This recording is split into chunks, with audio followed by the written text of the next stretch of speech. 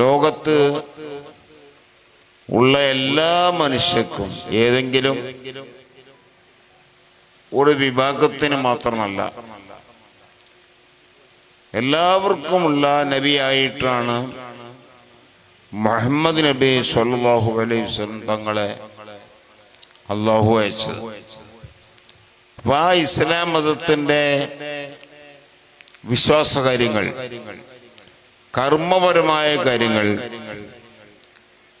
നാം പാലിക്കേണ്ട അദബുകൾ, ചിട്ടുകൾ, നാം ഉൾക്കൊണ്ടേണ്ട സംസ്കാരങ്ങളൊക്കെ ഒന്നാണ്, അതിൽ വ്യത്യാസമില്ല. മദ്ഹബിന്റെ അടിസ്ഥാനത്തിലൊക്കെ വരുന്ന വ്യത്യാസങ്ങൾ അടിസ്ഥാനപരമായ വ്യത്യാസമല്ല. അതുകൊണ്ട് തന്നെ ഒരു മദ്ഹബിന്റെ ആളുകൾ മറ്റേ മദ്ഹബിന്റെ ആളുകളെ പറ്റി അവർ ശിർക്ക് ചെയ്യുന്ന മുശ്രിക്കീങ്ങളാണ് എന്നോ, അല്ലെങ്കിൽ ഇസ്ലാമിൽ ഇല്ലാത്ത വല്ലതും കെട്ടിച്ചുമത്തി ഉണ്ടാക്കിയ മുബ്തദിഈങ്ങളാണെന്നോ പരസ്പരം പറയുന്നില്ല.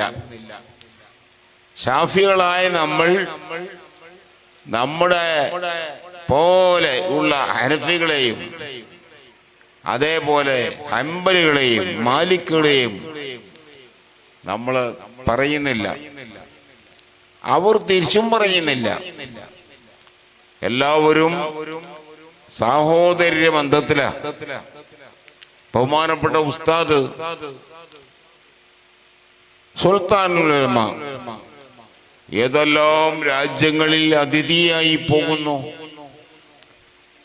ക്ഷണിക്കുന്ന അവർ ചിലപ്പോൾ ഹംബലികളാണ്, ചിലപ്പോൾ മാലിക്കുകളാണ്, ചിലപ്പോൾ ഹനഫികളാണ്. എന്ന പോലെ നമ്മുടെ നാട്ടിൽ ഈ പറയപ്പെട്ട എല്ലാ മദ്ഹബുകാരെയും നമ്മളും വിളിക്കുന്നു. അതുകൊണ്ട് മദ്ഹബുകൾ തമ്മിൽ ആരെയും മുബ്തദിയാണെന്നോ മുശ്രിക്കുകളാണെന്നോ ആരോപിക്കുന്നില്ല. പണ്ടും ഇല്ല, ഇപ്പോഴും ഇല്ല. അതുകൊണ്ടാണ് അവരുമായുള്ള നമ്മുടെ തർക്കം അത് തൊലിപ്പുറമുള്ള തർക്കമാണ്. അടിസ്ഥാനപരമായി ഒരു തർക്കവും ഇല്ല, എല്ലാവരും ഒന്ന് തന്നെ. അതുപോലെ അല്ല ഇന്ന് പുതുതായി വന്നിട്ടുള്ള പുത്തനാശയങ്ങൾ. നമ്മുടെ കേരളത്തിൽ തന്നെ എത്ര ആശയക്കാരെയാണ് ഇപ്പൊ നാം കാണുന്നത്. സുബ്ഹാനല്ലാഹ്, പല ജാതിവാദങ്ങളും വാദിക്കുന്നവരുണ്ട്. അവരുടെ വാദപ്രകാരം അവർ നല്ലവർ, ബാക്കിയുള്ള എല്ലാവരും പഴച്ചുപോയി, ഓരൊക്കെ നരകത്തിൽ പോകേണ്ടവരാ. ഇങ്ങനെ വാദിക്കുന്നവരല്ലേ ഇപ്പൊ നമ്മുടെ നാട്ടിലുള്ള വഹാബി മൗദൂദി പോലത്തവർ. സുന്നികളൊക്കെ മുശ്രിക്കുകളാണ്. അല്ലാഹു അല്ലാത്തവർക്കും ഇബാദത്ത് ചെയ്യുന്നു, അതുകൊണ്ട് അവർ മുശ്രിക്കുകളാണ്. ബഹുദൈവ വിശ്വാസികളെ പോലെ തന്നെ അല്ലാഹു അല്ലാത്ത വസ്തുക്കൾക്ക് അല്ലെങ്കിൽ ആളുകൾക്ക് ഒക്കെ ഇവർ ആരാധിക്കുന്നു എന്ന് പറഞ്ഞ് പരസ്പരം കാഫിറാക്കുകയാണ്.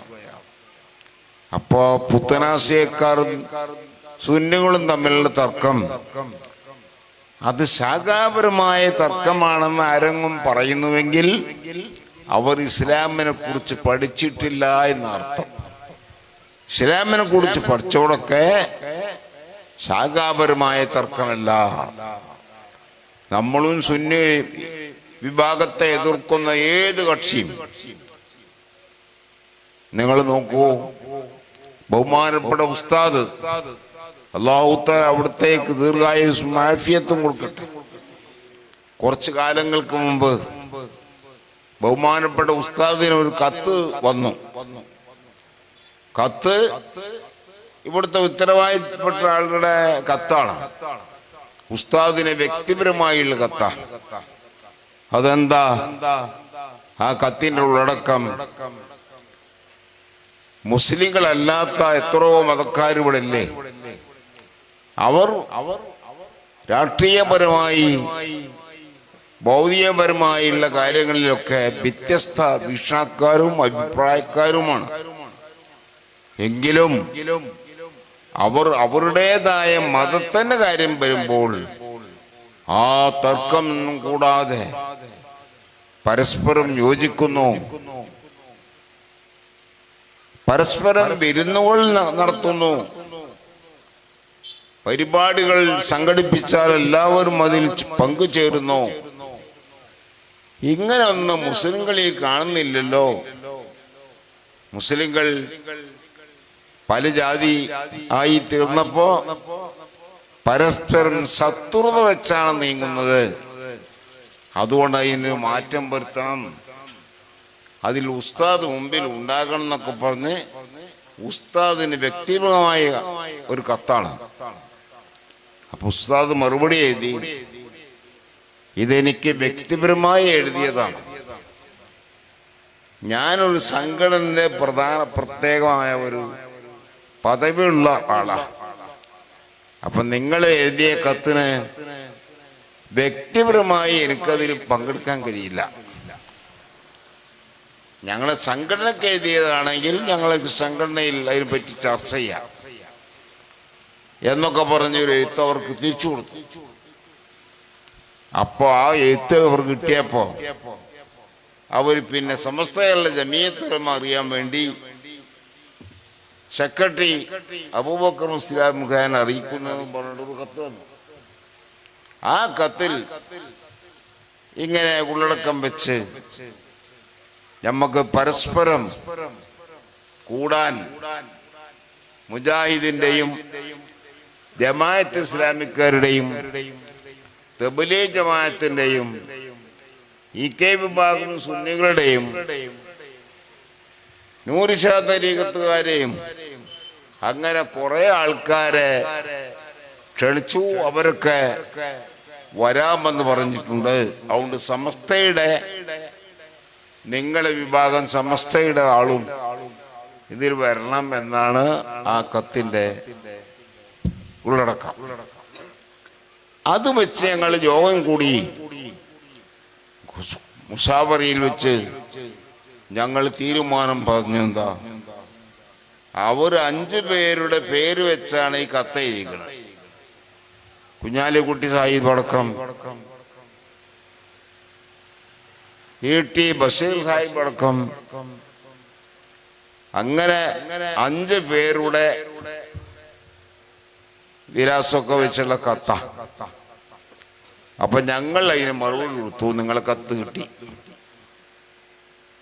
ആ കത്തിൽ പറഞ്ഞ പ്രകാരം ഞങ്ങൾ വരുന്നതിന് മുമ്പ് നിങ്ങളുമായി സംസാരിക്കാൻ 5 പേര് ഞങ്ങൾ തിരഞ്ഞെടുത്തിരിക്കുന്നു.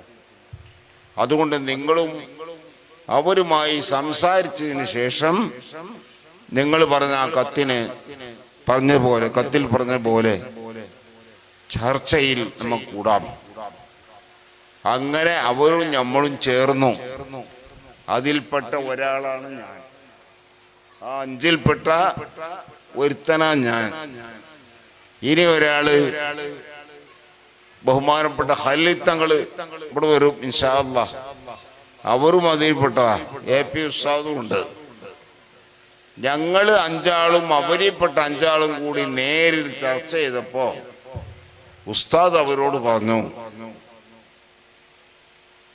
മുസ്ലിങ്ങൾ ഒന്നാവണം എന്നല്ലേ നിങ്ങളീ പറയുന്നത്.